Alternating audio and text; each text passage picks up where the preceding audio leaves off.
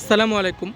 আজকে আমি আপনাদের সাথে শেয়ার করব যে আমরা অনেকেই কিন্তু ছাদ বাগানে 12 মাসই আম গাছ করে থাকি। তো এই আম গাছগুলোরে আমরা কি করি, সিজনের সময় যেই টাইমে সব গাছগুলো ফল দেয় সেই টাইমে আমরা মুকুলগুলো রাখি না, আর সিজনের পরে কিন্তু আমরা মুকুলগুলো নেওয়ার চেষ্টা করি। তো এটা হচ্ছে আমার একটা বাড়ি 11-12 মাসি আম গাছ। তো এই গাছে দেখেন আমি সিজনের পর কিন্তু কিছু মুকুল রেখে দিছি। তো এই অসময়ের মুকুল আপনারা কিভাবে পরিচর্যা করবেন যেন গুটিগুলো টিকাতে পারেন, যেহেতু এখন অতিরিক্ত তাপমাত্রা, তো এই তাপমাত্রায় কিন্তু ফল অধিক পরিমাণে ঝরতেছে। তো এই ঝরাটা আমরা কিভাবে বন্ধ করব আর ফুলগুলো থেকে আমরা কিভাবে ফলে পরিণত করতে পারবো, সেটাই আপনাদের সাথে আজকে ছোট্ট করে দুটো টিপস সম্পর্কে আপনাদের বলবো। তো সর্বপ্রথম আপনারা যেই কাজগুলো করবেন, একদম প্রথম যেহেতু এখন অতিরিক্ত তাপমাত্রা চলতেছে, মাটিটা একদম শুকিয়ে যায়, ড্রাই হয়ে যায়। তো এই অবস্থায় আমরা জানি এমনিতেও কিন্তু মাটিটা শুকনো অবস্থায় রাখা যাবে না, ভিজা অবস্থায় রাখতে হবে। তো এই ক্ষেত্রে আপনারা কী করবেন দেখেন, গোড়াতে কিন্তু প্রচুর পরিমাণ মালচিংয়ের ব্যবহার করবেন।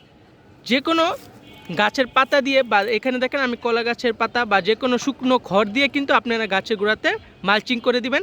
মালচিং করে দিলে কি হয় দেখেন, আপনাদের মাটিটা কিন্তু সহজে শুকায় না। তো এই অবস্থায় কিন্তু মালচিংটাও অনেক জরুরি। তো পানিটাও কিন্তু তেমন একটা দিতে হয় না, আস্তে আস্তে পানি দিলেই কিন্তু হয়ে যায়। তো গরমে কিন্তু সর্বপ্রথম আমাদের গাছের গোড়ায় কিন্তু প্রচুর পরিমাণ মালচিং করে দিতে হবে, বা শুকনো খড় দিয়ে কিন্তু ঢেকে দিতে হবে। তারপর আপনাদের কি করতে হবে দেখেন,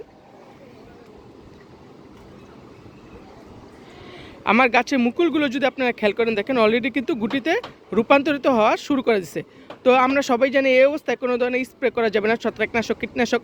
তো এই অবস্থায় আমরা অবশ্যই একটা কাজ করব, সেটা হচ্ছে আমরা নিয়মিত বিকেলে বা খুব সকালে কিন্তু আমরা মুকুলগুলোকে ভিজিয়ে দিব। শুধু পানি স্প্রের মাধ্যমে মুকুলগুলোকে ভিজিয়ে দেব, যেন মুকুলগুলো ভিজা অবস্থায় থাকে আর মুকুলগুলো অতিরিক্ত ড্রাই হয়ে না যায়।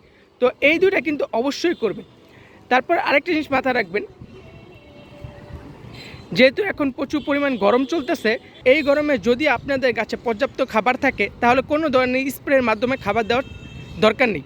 যেহেতু অতিরিক্ত গরম, কিন্তু গাছে আবার ক্ষতি হতে পারে বা মুকুলগুলো কিন্তু ঝরে যেতে পারে। তো আরেকটা জিনিস যদি খেয়াল করেন দেখেন, এইদিকে কিছু নতুন মুকুল চলে আসছে, আবার কিন্তু দেখেন এইখানেও কিন্তু মুকুল বের হইতেছে। তো আস্তে আস্তে পুরো গাছটা কিন্তু এরকম মুকুলে ভরে যাবে, আর একদিকে কিন্তু গুটি সেট হতে থাকবে, আরেকদিকে মুকুলগুলো ফুটতে থাকবে। তো যতক্ষণ পর্যন্ত আপনাদের সকল মুকুলগুলো এরকম ফুটে যাবে আর গুটিতে সেট না হবে, ততক্ষণ পর্যন্ত কিন্তু কোনো ধরনের আপনারা কীটনাশক স্প্রে করবেন না। চাইলে ছত্রাকনাশক স্প্রে করতে পারে, সেটাও অনেক হালকা ডোজে, কিন্তু কীটনাশক কোনোভাবেই স্প্রে করবেন না। তো এই কয়টা টিপস যদি আপনারা মাথায় রাখেন, তো কিন্তু অবশ্যই আপনাদের গাছে পর্যাপ্ত পরিমাণ মুকুল থেকে গুটিতে সেট হবে। আরেকটা জিনিস খেয়াল রাখবেন, যখন আমরা মুকুলে স্প্রে করে দেবো, আমরা চাইলে কিন্তু পুরো গাছটাকেও কিন্তু পানি দিয়ে স্প্রে করে দিতে পারি। তো এই বিষয়গুলো যদি খেয়াল রাখেন, আশা করি আপনাদের গাছেও খুব ভালো মুকুল থেকে ফলে রূপান্তরিত হবে। তো ভিডিওটি যদি আপনাদের ভালো লাগে লাইক করে দিবেন, শেয়ার করে দিবেন, আর আমার চ্যানেলটাকে অবশ্যই সাবস্ক্রাইব করে দিবেন। ধন্যবাদ সবাইকে। আসসালামু আলাইকুম।